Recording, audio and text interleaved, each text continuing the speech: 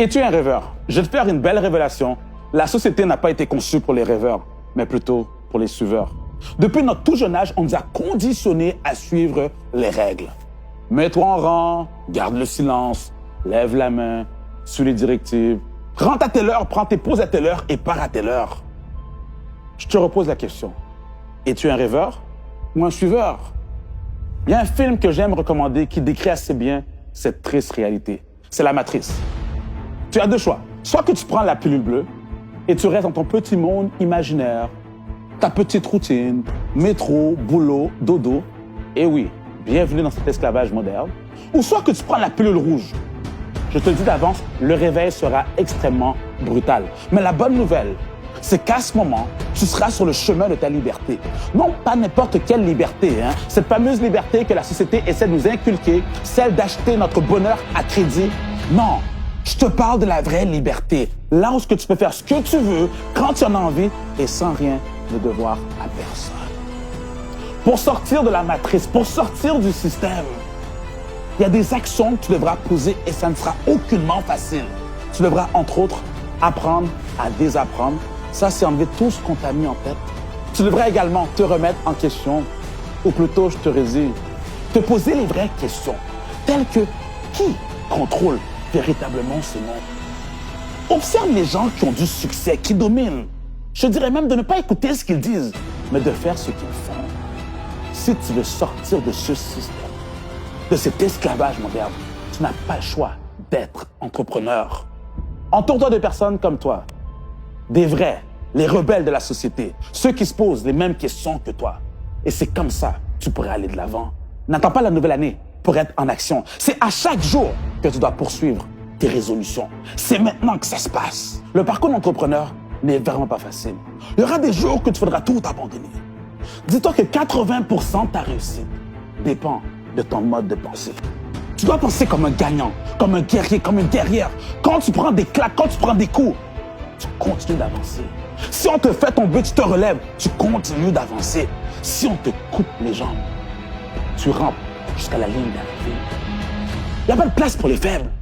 Si tu n'es pas prêt à souffrir, si tu n'es pas prêt à faire des sacrifices, si tu n'es pas prêt à sortir tout ce potentiel en toi, mon conseil, ne t'aventure pas dans le monde des affaires.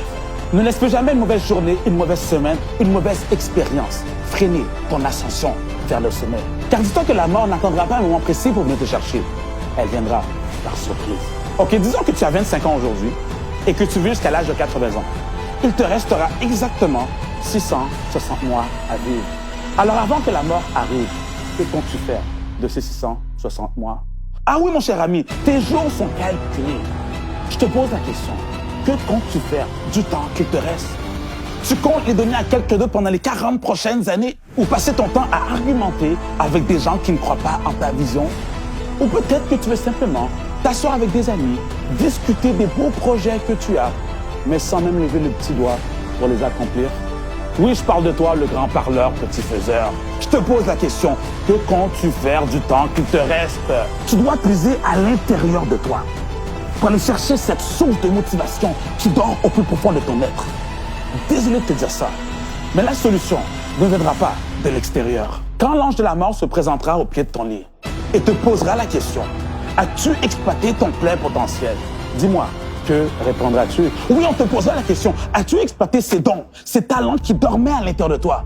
Que répondras-tu? As-tu tout donné pour finalement voir tes rêves les plus fous se réaliser? Que répondras-tu? As-tu finalement donné vie à cette idée de génie que tu chérissais depuis des lunes? Dis-moi, que répondras-tu? À ce moment, tu n'auras plus le temps de mettre la faute sur tes parents, sur ton entourage ou sur le gouvernement. Si rien ne s'est fait, c'est de ta faute et uniquement la tienne. Tu n'es pas une victime pour subir. C'est vrai que tu ne peux contrôler les circonstances dans lesquelles que tu as été mis au monde. Toutefois, tu peux contrôler les circonstances dans lesquelles tu comptes passer le reste de ta vie. Demande à cette jeune fille qui s'est faite délaisser, violer, abuser, si un jour elle a une chance de devenir une grande femme. Et elle te répondra, mon nom est Oprah et c'est mon histoire. Allez, détache-toi de ces chaînes, cours vers ta destinée. Oublie les rêves que les autres ont pour toi et mets en place tes propres projets. Retiens bien, Tu n'as pas besoin d'attendre le 1er janvier pour être en action. Le meilleur moment pour commencer, c'était hier. Et le deuxième meilleur moment, c'est aujourd'hui. Réveille-toi, ça fait trop longtemps que tu dors. Relève-toi, tu n'es pas une victime. Prépare-toi, car le combat sera violent. Et bats-toi, car ton succès ne viendra pas sur un plateau d'argent. C'était Maxime Victor pour t'inspirer et te motiver à te surpasser.